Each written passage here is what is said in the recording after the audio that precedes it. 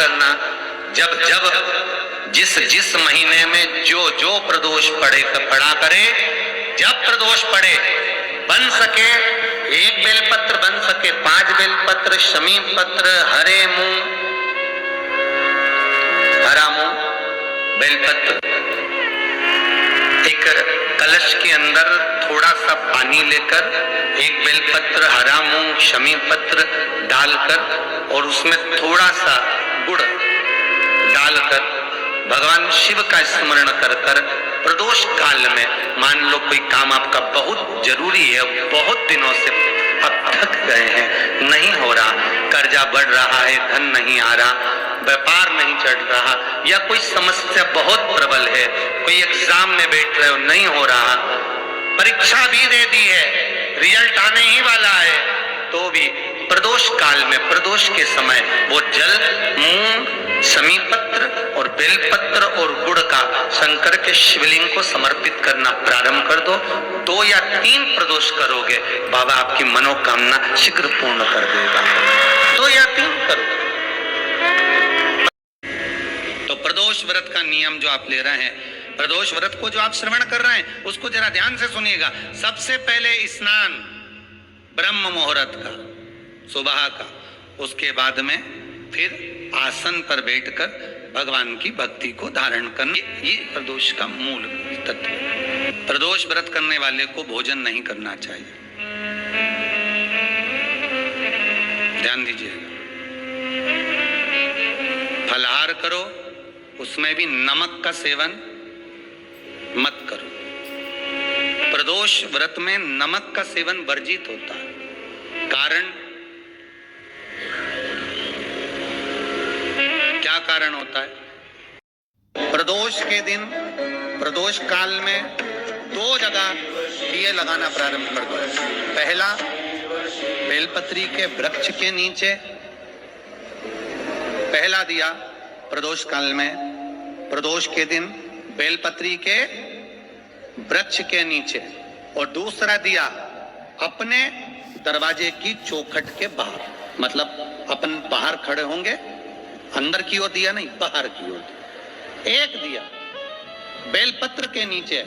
देवादिदेव महादेव से प्रार्थना कर कर, हे शिव शंकर, हे गौरी शंकर, हे शिव, आज प्रदोष का दिन, प्रदोष काल में आप भ्रमण के लिए निकलोगे नंदीश्वर के साथ में, ऐसी कृपा करना, आपके लिए मैंने द्वार सजाया है भोलेनाथ, आपकी दृष्टि मेरी चौखट पर।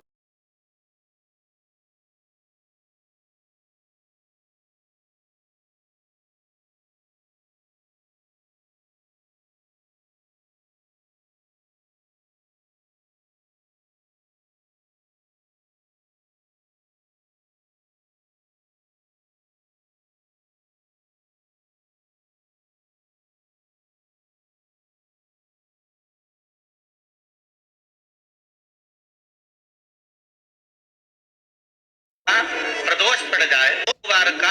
प्रदोष पड़ जाए, उस काल में, प्रदोष के दिन प्रदोष काल मंदिर में जाए, एक ही दिए के अंदर एक फूल बाती, कैसी बाती है? फूल बाती, और उसी दिए के अंदर एक लंबी बाती, 2 बाती, तेल की बाती नहीं, घी की बाती रखें। 3 बेलपत्र भगवान शंकर के मंदिर में लेकर जाएं। बेलपत्र नंदीश्वर की जो ऊपर का भाग होता है, जिसको हम शिव तत्व भाग कहते हैं, नंदी के पीठ पर एक भाग होता है, कि पीठ पर जो भाग है वहां पर एक बेलपत्र समर्पित करें। आप जो माता पार्वती जी का कमल है, इस हस्त कमल पर कहीं पर भी एक बेलपत्र आप समर्पित करें। पत्र है, 3रा नंबर की जो बेलपत्र है वो भगवान शंकर पर समर्पित कर दें। जो दिया आप लेकर गए हो मंदिर में, उसी दिए को नंदी और महादेव, इन दोनों को दर्शन कराते हुए अगर मंदिर के अंदर लगाए, तो गया हुआ कितना भी करोड़ रुपये, गुरुवार का प्रदोष पड़ जाए, बृहस्पतिवार का यदि प्रदोष पड़ जाए, तो प्रदोष के दिन, प्रदोष काल में, प्रदोष के दिन, प्रदोष काल में किसी शिवालय में जाएं, शंकर के मंदिर में जाएं, एक ही दिए के अंदर एक फूल बाती, कैसी बाती है? फूल बाती, और उसी दिए के अंदर एक लंबी बाती, 2 बाती, 3 बेलपत्र भगवान शंकर के मंदिर में लेकर जाएं। दिए कोई प्रज्वलित नहीं करना है। पहली बेलपत्र नंदीश्वर की जो ऊपर का भाग होता है, जिसको हम शिव तत्व भाग कहते हैं, नंदी के पीठ पर एक भाग होता है जिसको शिव तत्व भाग कहा जाता है, वो नंदी की पीठ पर जो भाग है वहां पर एक बेलपत्र समर्पित करें। दूसरा बेलपत्र आप जो माता पार्वती जी का, जैसे कि शिवलिंग है और ये गोल भाग है माता पार्वती जी का हस्तकमल है, तो माता पार्वती जी का जो हस्तकमल है, इस हस्तकमल पर कहीं पर भी एक बेलपत्र आप समर्पित कर दें। और तीसरे नंबर की जो बेलपत्र है वो भगवान शंकर पर समर्पित कर दें। जो दिया आप लेकर गए हो मंदिर में, उसी दिए को नंदी और महादेव इन दोनों को दर्शन कराते हुए अगर मंदिर के अंदर लगाने दें दिया तो ठीक है, ना लगाने दें तो दीप को बीच में बस स्पर्श कराकर भले बाहर जाकर लगा दो, पर प्रयास करो वो दीप वैसे तो बीच में नंदी और शिव के मध्य में वो दिया स्पर्श होना चाहिए। जैसे ये नंदी है और ये शिव है, इसके मध्य में दीप स्पर्श कर ले, भले उसको जलाने ना दे, पर स्पर्श मात्र कर आपने एकांत में कहीं पर ले जाकर लगा दिया, उस दीप को जला दिया, तो गया हुआ कितना भी करोड़ रुपया हो वो धीरे धीरे कर गया हुआ धन। वहां के समय पर जाकर जब एक लोटा जल समर्पित करते हो, उस समय से लेकर 24 घंटे हर पल हर घड़ी शंकर भगवान तुम्हारे बाप बनकर तुम्हारे साथ साथ चलते हैं। अगर दुनिया की गलत दृष्टि पड़ती है तो जवाब स्वयं काल अधिपति महाकाल देता है। सुबह पूजन वही स्वीकार है जिस पूजन में थोड़ी सी कमी रह जाए, कि थाली में सारा सामान जमा लिया तो भी मंदिर में जाकर कोई सामान याद आए तो समझ लेना कि तुम्हारी पूजन भगवान शंकर ने स्वीकार कर ली। शिव जी की कोई देवता